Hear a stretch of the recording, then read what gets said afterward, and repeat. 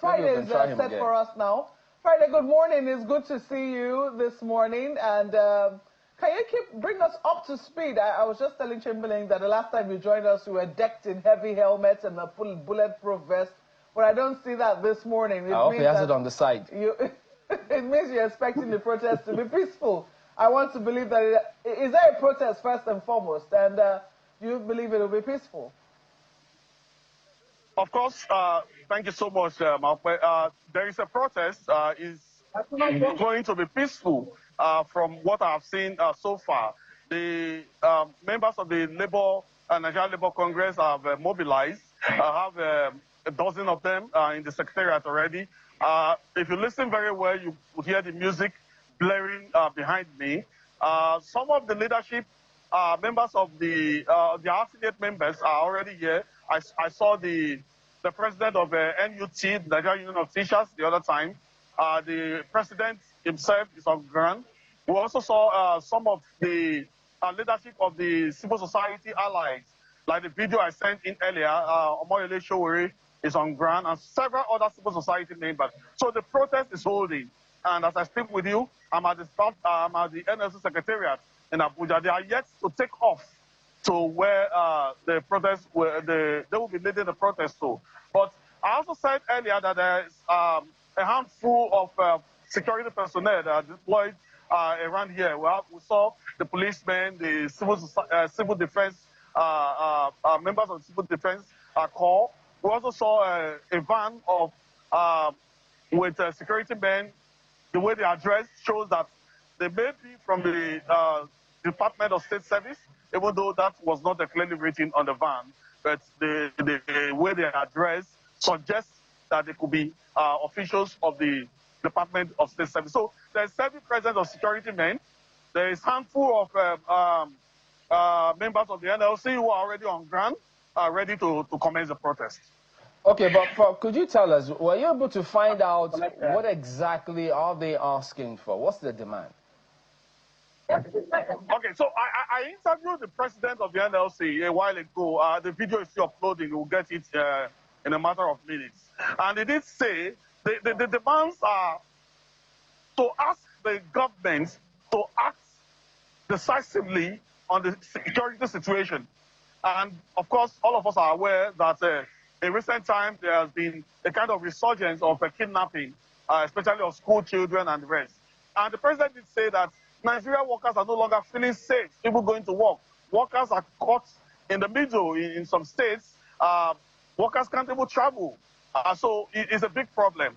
But beyond this, the security issues, which he referred to in the interview as physical security, there are other issues also. There are economic security that he also wants the government to address. Workers are not able to live as workers. So that's why you now talk about the cost of living. He also wants the government to address that. So it is not just a protest to demand the address of what he refers to as physical security, of course, security of lives. But it's also a protest to demand that the president or the government that is in power addresses issues that has to do with living wage for workers, issues that has to do with protecting schools, issues that has to do with making our roads safe and the likes. So from it appears those are broad-based matters that they've raised there. For instance, security matters are usually not straightforward. So do they have any, yardstick? Is this going to be a yearly protest and mourning on December 17th? What do they need to see from governments so that they can then say, all right, we feel satisfied with what we're asking, or maybe our demands have been met, so to speak?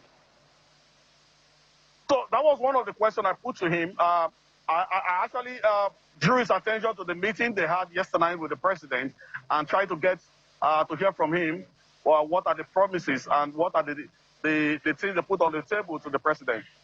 So the issues,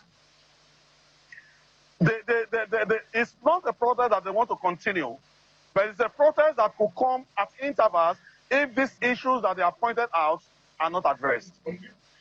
Bernard, very quickly, what routes, do you know how long, is it going to be an all-day protest? You said they are going to be going to the venue of the protest. So where exactly are you expected to proceed to? Because I also imagine that for Nigerians who do not want to join the protest, or maybe would like to join the protest, they would like to know precisely where the protest will be happening. I think they can take off point for Abuja citizens is the NLC Secretariat. But what do you have in terms of the route? For now, they choose to keep that under wrap because the NLC president said their route is not what they will discuss in the public for now. But we do know that if we speak from past experience, when they have issues that have to do with the National Assembly, they go to the National Assembly. When they have issues that have to do with federal government and workers, they do go to the Ministry of Labor, they protest to the Secretariat.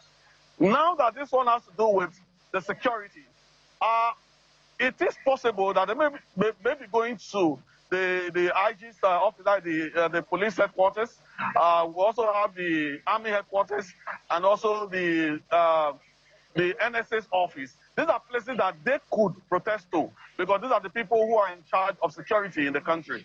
But the NSA leadership did not say anything about the route they want to take this morning. All right. I guess we'll see how all of that proceeds because, of course, everybody is affected one way or the other about security challenges. So who knows how this will end. But thank you very much indeed, Friday. Okay. It's my pleasure.